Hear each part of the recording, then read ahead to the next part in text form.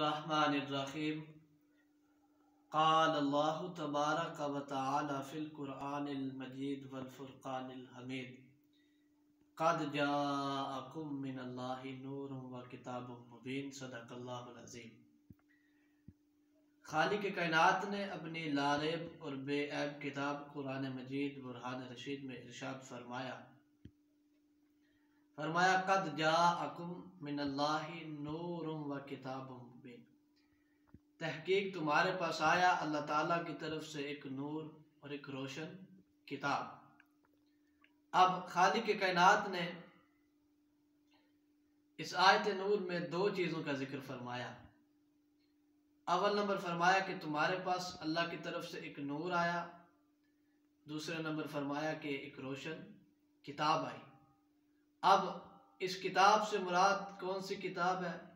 اور اس نور سے مراد کون سا نور ہے؟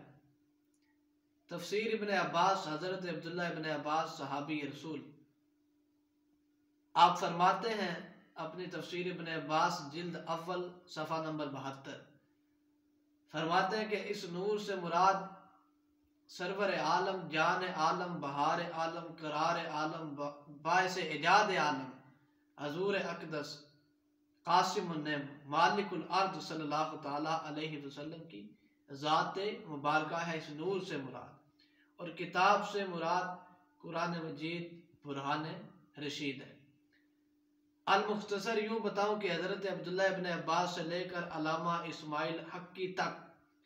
سب نے یہی فرمایا کہ اس نور سے مراد حضور کی ذات ہے، کتاب سے مراد قرآن مجید برہان رشید ہے۔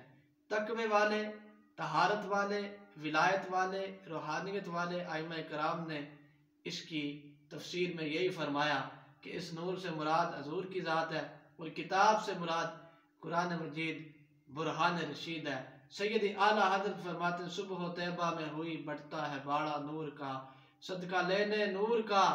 آیا ہے تارا نور کا، باغ